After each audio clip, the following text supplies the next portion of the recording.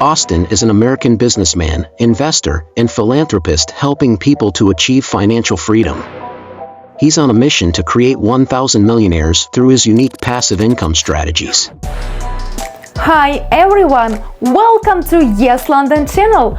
My name is Natalia Filon and today we're gonna talk about investing, passive income and personal development with Austin Zelan. So subscribe to us and think out of the box.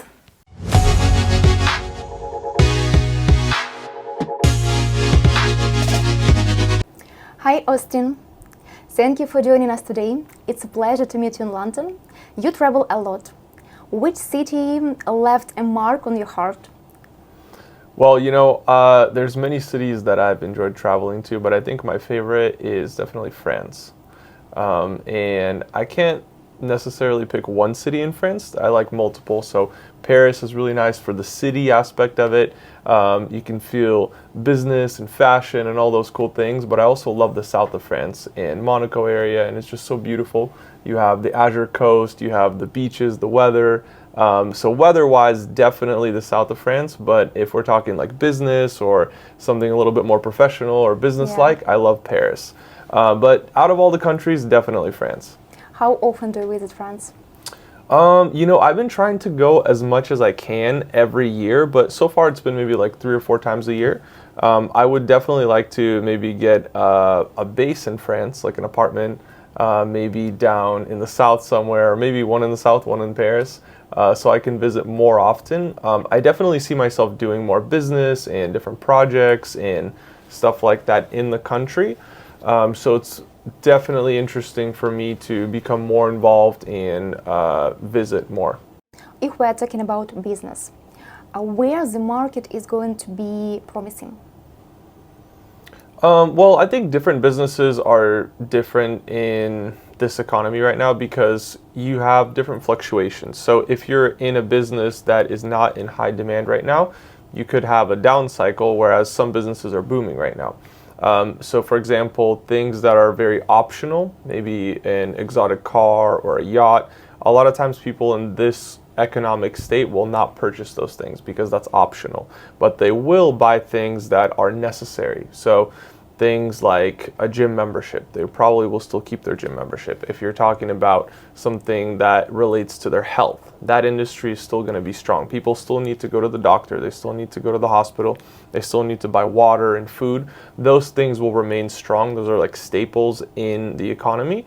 And then you have more optional things like luxury travel and private jets and all those things. Those become a lot more optional, and sometimes people don't have that money to spend on those luxurious things in life because they are in a down cycle in the economy, and maybe their business isn't making quite as much money as it used to before. So the biggest opportunities I see is buying into those assets right now, because they're all at a discount. There's not as much competition to buy a jet. There's not as much competition to buy an exotic car, or those things, and you can get them at a good deal, and then once the economy starts going back up, you're positioned really well in that sector.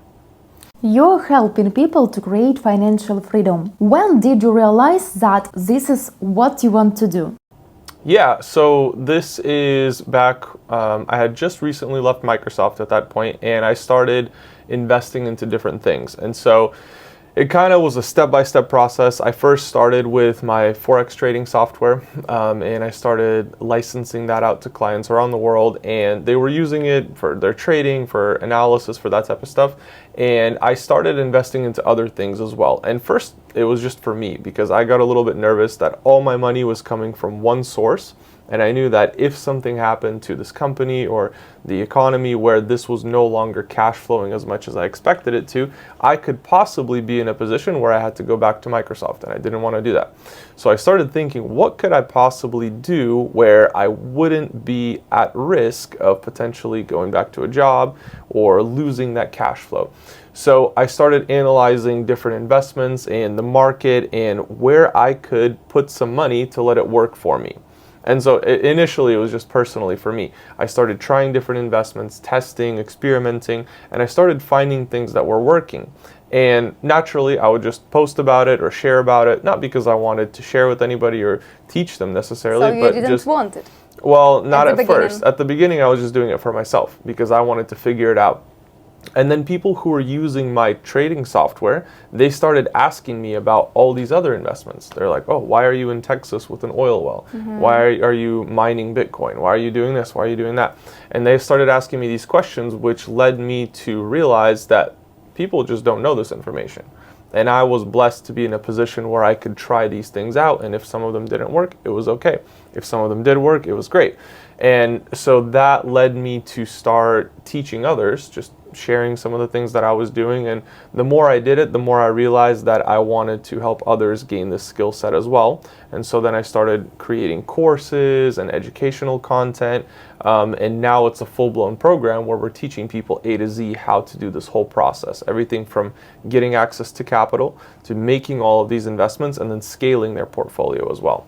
And now, do you like this process? I mean, do you enjoy working with people and teaching them? Yeah, I realized that I was feeling very unfulfilled when I was just doing it on my own, because you can make money all you want, but if you're not doing something that you're passionate about or something that's fulfilling, it just feels empty. It's just numbers. And so I found a passion in coaching and mentoring and helping others achieve those things. And I'm a huge supporter of that, because the mentors that I've had in my life, they've helped me like jump many years in business and get a lot more advanced because of the things that I learned from them. Yeah. And I've spent a lot of money just paying people to mentor me and teach me the things that took them 20, 30 years to learn.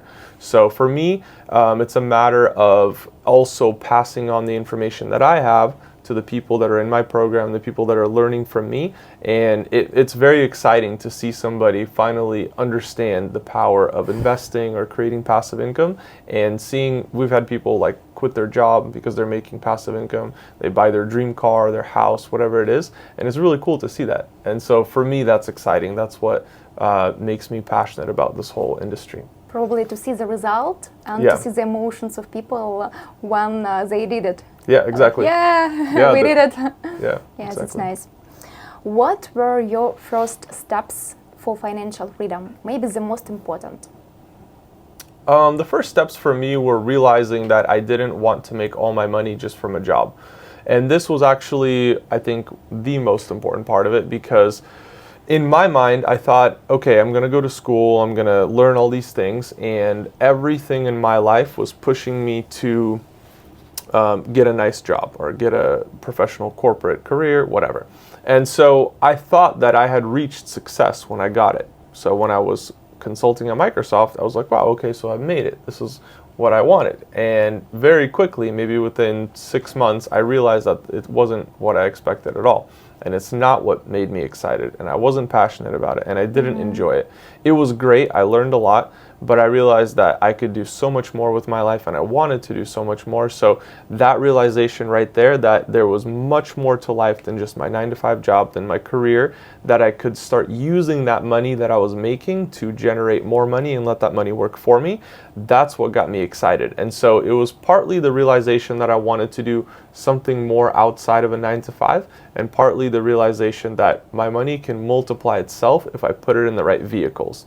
And so that put together put me on this journey and caused me to start pursuing passive income and investing and doing all these things. And since then, it's just been trying different combinations and variations of it and finding the things that fit my portfolio.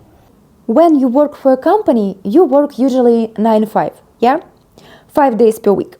But when you work with own business, you need to work more. At the beginning, yes. Well, right now, I would say I don't have a typical journey, because I realized that I can leverage my time. So let me explain that a little bit. If I wanted to not work on my business or work the very minimum amount, I could probably work 2 hours a week, 3 hours a week if I wanted to. Now, that is probably going to keep me in a very slow pace of growth. And if I want to grow my business very quickly, I have multiple companies, I want to grow them all quickly, I'm working 12, 15 hours a day, because I know that the more work that I put in now, the faster it's going to grow. And then I will get to a level where I will be comfortable handing off that company to a CEO to operate it, or selling it, or doing something with my time where I actually enjoy doing that. And so I'm preparing a future for myself right now. So I'm putting in a lot more work right now. I'm leveraging my time because it causes my company to grow faster, and I like that. And besides that, I like being busy. So I like doing different things that make me money and grow my businesses. So I do work more now, that's correct. But it's because I want to grow faster. Yeah. I don't have to. And right now, do you have in your mind a level at which you can say, okay, now it's enough, I can rest? No, I have some goals in mind, and actually, I don't even like calling them goals because they're more like milestones. I find that if you have a goal and then you reach the goal, it feels kind of empty. It's like, okay, well, I'm here now. What do I do now? Whereas if you have milestones, every time you reach a milestone, it's like, okay, I made 100,000, I made 1 million, I made 10 million. You just keep going and going and going, and you always have that momentum because that momentum is very hard to build. But once you've built it, you don't want to lose it. You want to keep going and going and going because you're riding that momentum. But if you just reach a goal, your momentum stops and you're like, okay, well, I reached my goal, that's it. What values and beliefs do you have in your mind, in your mindset about finance? Well, there are certain things about finance that I think are a little bit unique to how I run my business. So for me, traditionally you'll see people, they will suggest not to take on debt, to be very conservative, to save a lot of money. I have not really seen many successful people save their way to success. They say if you make your coffee at home, you'll be a millionaire. Well, I kind of disagree with that. So one thing that makes a difference for me is instead of focusing on how much I can save, I focus on how much I can generate. And so if I'm in a situation where I feel like, oh, maybe I need to make more money, I'm not focused on, oh, where can I cut my expenses? I find ways to increase my income so that I don't have to cut my expenses, so that I can keep growing and expanding and doing more of what I like instead of causing that to be an issue, because that's a very, it's not the mindset that I want to be in. I want to be in a growth mindset. I don't want to be in a mindset of lack or that I don't have enough or that I need to conserve or protect what I have, because I know that I can always make more. And so I want to focus on the activities that are creating more of that and building the systems and the things that I need to generate more income. Let's talk about investing. Yeah. I guess it's your favorite topic, right? Absolutely. Can you give any key principles which you follow when it comes to making investment decisions? Yeah, so for me, investments are more than just numbers. I always have the saying that the numbers of an investment, how much I can profit, how much I'm risking, they can qualify an investment for me, but the only thing that can disqualify an investment is the person operating it. So if the investment is the most amazing investment in the world, but I don't like the operator, I will not do that investment. It doesn't matter how good it is.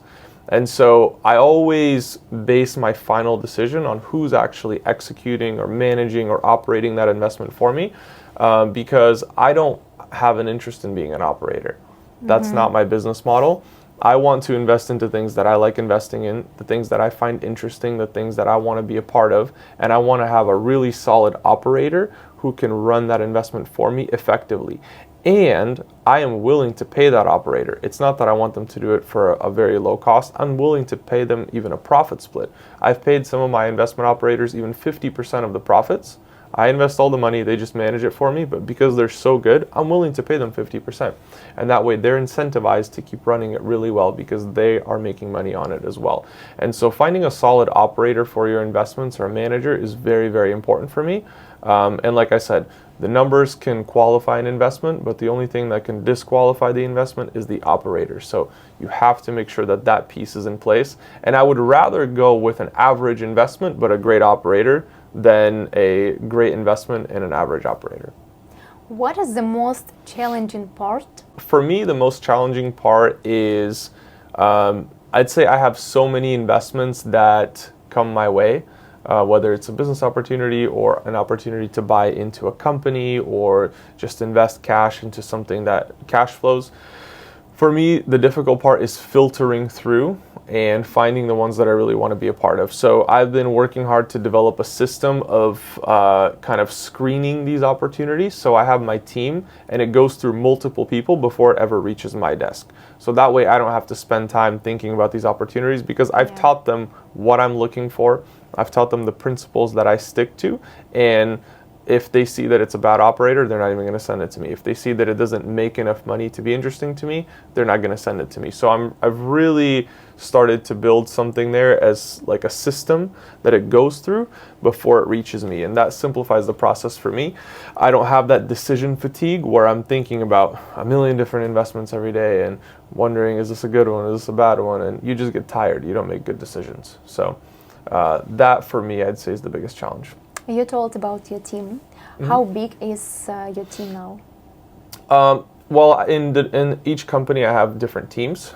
So our team in the company that I'm currently actively operating right now, Cashflowpreneur, we've been as much as like 63, 64 people. Oh, it's a lot. Yeah, we've cut down a little bit right now, but we are preparing for another big leg of growth. So I would say we're probably going to have 100 employees by the end of like 12 months or so. And that's just in this company. Then I also have the consulting firm and the jet charter company and stuff like that. So every company is different. The one I'm most actively involved in is Cashflowpreneur. And yeah, we fluctuate, but we're growing. Do you have any specific rules how you find new people? Yeah. So again, there are very skilled people who can produce a specific result, but if they don't fit culturally, or I don't like their energy, their personality, I don't like working with them, I'll not work with them. I've had people like that who are extremely skilled, but they were a bad reflection of my brand. And this is how I see it. If somebody's on the internet, we spend a lot of money on ads. If somebody's on the internet and they see one of my advertisements and they click the link and they fill it out and they book a call with one of my team members, and then they have a bad experience with that team member, that might be their only reflection of Austin Zelan that they're ever going to see in their life. And if it's a bad one, that's my fault. So I need to make sure that every single person fits culturally, they fit the brand, they're a good representation of us.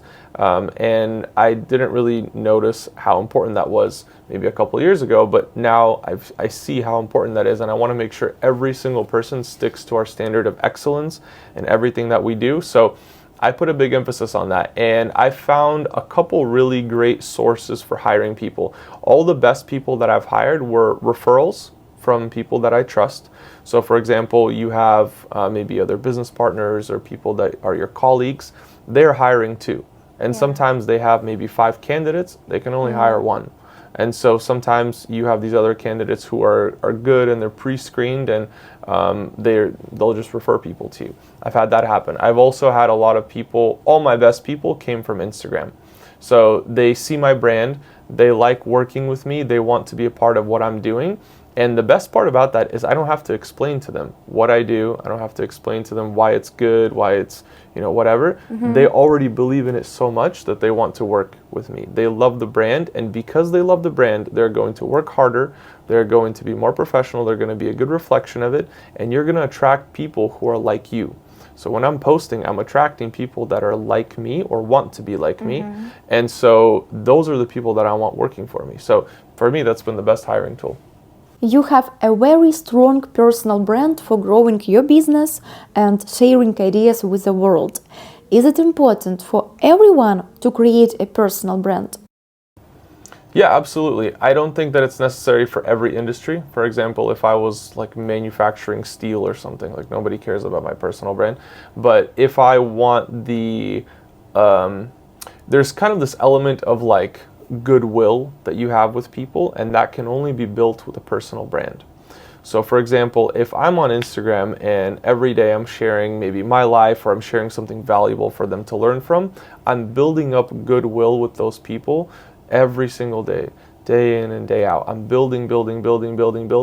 And then when I have a company launch, or when I have a book launch, or something that I'm putting out there, and I'm like, hey guys, I've been sharing with you for free for a year or 2 years, just helping you guys.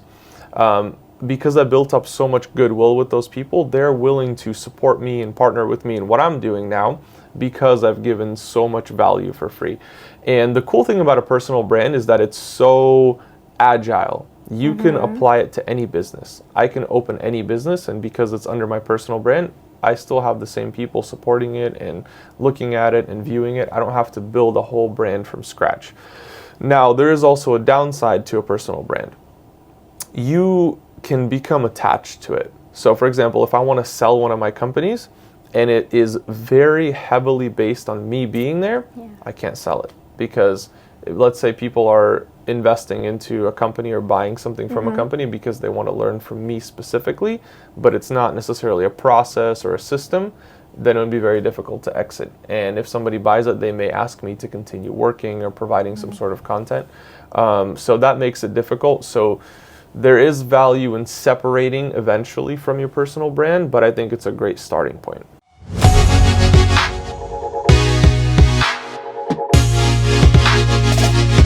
What role does risk management play in investing? I think risk management is the only thing that you can do in investing. That's the only thing that you can control. You can't control the market. You can't control how your investment is going to play out. You can't control what other external factors are going to affect you. You can't control how your operator or your business partner is going to behave, but you can control your risk. And that's the only thing that you can control.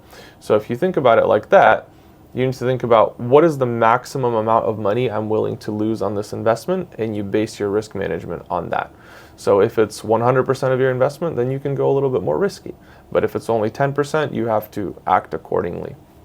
The way I see it is I have to be okay. If I'm investing into something, I have to be okay never seeing that money again. And I know it's a little bit scary for some people, but that's how I view it. And so that's also caused me to win big in some cases, because I'm not investing money that I need right this second. I'm investing money that I have set aside for investing, and I forget about it. I invest and I forget it. There's literally investments, they pay me out my profits, and I'm like, where is this coming from? Because I forgot that I invested in it. It's so out of my mind that I'm not stressed about it. I'm not worried about it. I know that if I send money to somebody or I invest into something, there's a chance I'm never going to see it again. And it's possible, and I've seen it happen. It has happened to me before. So I'm okay with that before I make the decision. And if I'm not okay with that, I don't make the investment. Interesting. Yeah. How do you deal with changes in economy? Well, the economy is always going to change, and I think it's actually like the worst times in the economy are the biggest opportunities.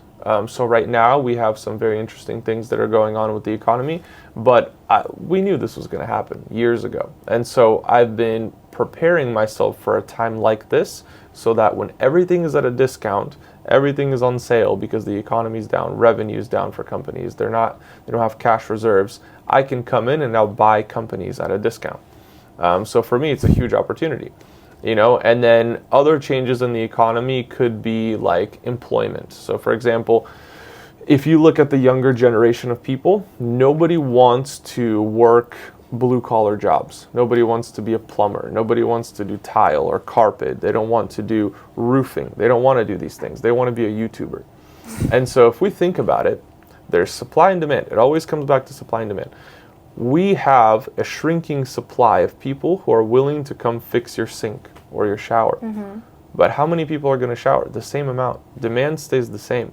People will not take less showers because there's less people fixing showers. So what does that do to price? Supply is shrinking, demand is staying the same.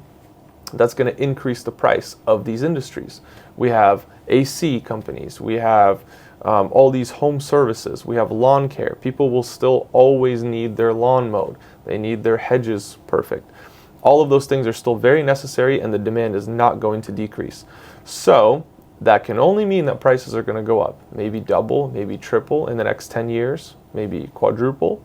So if I assume that that company is going to triple those prices, that means the value of the company is going to go up too. So if I wanted to double or triple my money, right now I could invest into a company that does plumbing or a company that does roofing, because I know there's less and less people every year that are going to want to do those things, and the value of that company is going to grow just because prices are going to increase. So I'm basically buying this company at a 50-60% discount. Can you tell us about the best investment which you made? Well, it's a little bit a probably different answer than what you're looking for, but the best investment that I made was into developing myself, developing my mindset, different courses, educating myself. Every single time, I remember the first time I bought like a course or like a program, I think I paid like $30,000 or $40,000, and I was like so scared. I was like, what did I just do? But that program easily made me maybe 100 times what I paid for it. And I didn't understand how. And I still, to this day, I'm not even sure how it happens, but something about spending that kind of money where you're uncomfortable, it attracts your attention. Where your money goes, your attention goes there too. And so now, all of a sudden, I was paying attention to this part of my life. And I was working hard to improve it. And I was learning and I was developing. And now I was around different people. I was around a whole different network of people who can spend $30,000 or $40,000. Now I'm learning from them. And it's not that I would say I took a course and I got successful. Mm-hmm. No, I was in that whole environment. The events, the network, the education that I got there, the conversations that I was having, it was giving me ideas that some way, somehow built something really big for me because I stuck to it and I worked at it. If you just buy it and don't work at it, it's not going to work. But if you work on it and you develop yourself and you continue to grow, that investment has always paid off for me. And the best part about it is that it doesn't just pay you one time. That investment that I made is going to pay me for the rest of my life. Every single day, every month, every year. My personal development continues to pay off. What are you developing now? Well, there's different areas of my life that I develop. I have several focuses. There's like business and even like faith and education. And I want to have a balanced lifestyle. And I think that is across all areas of your life. So you have like professional, you have business, you have even like health. So I'm always looking for ways to improve. But I think one of the most valuable ones is your mindset. Because if you have the right mindset, you can be, I would say, I would break it down like this. If you're poor or you have poverty, that's a mindset. If you're broke, you just don't have any cash. Or if you're rich, that's just a circumstance. You just have some money or you don't. And then you also have a wealthy person, which is a mindset. So wealth is also a mindset. So if I can make sure that my mindset is always in that wealth area, then whether I have cash at that moment or not, I'm still wealthy. And I will always be wealthy because I've learned how to think and how to reason like a wealthy person. So even if I lost everything, I'm going to go right back there. And there's actually an interesting thing I heard the other day where if you were to remove all the money in the world and you just distributed it evenly to every single person, it would still come back to the same people in maybe 5 to 10 years. For me, to be honest, working on yourself is the most difficult work. Now, do you work with any coaches? Yeah, definitely coaches. I think that's very important to have coaches and mentors. But it looks different now because when you're starting out very early on your journey, people don't really know like who you are, how serious you are about doing these things. And I had to pay money so that a coach would see, oh, this guy's serious about learning. Yeah. And so I had to pay somebody to educate me, to teach me. Then you start getting into those circles and you start meeting other people, maybe the friends of that coach or other colleagues in their circle. And people will see that you're hungry to learn. They see that you're hungry to develop yourself. And those people will reach out to you. When they see that you're hungry to learn and that you're ready to learn, they will want to coach you. I love working with people who are hungry to learn. I have people who ask me to teach them and I can see that they're not hungry to learn. They think it would be cool to know something. Yeah. But they're not like, this is what I need right now and I'm not going to stop until I have it. When I see people like that, I will give them all the time in the world to help them grow, to educate them, to coach them on all these different things. So it kind of changed over time where I don't necessarily have to pay people anymore. I still do. There's people that I hire that are way, way, way further ahead of me. But I've had people come into my life who see that I'm hungry to learn and grow, and they're willing to work with me because I want to learn from what they're doing, and I want to learn the experience that they have, and they're willing to do that with me because I'm not messing around, I'm not joking about it, I'm very serious about it. So it kind of changes over time, but yeah, I always work with coaches and mentors, and I've become a little bit more focused on who I work with. I don't work with like 10 or 20. It's maybe more like 5.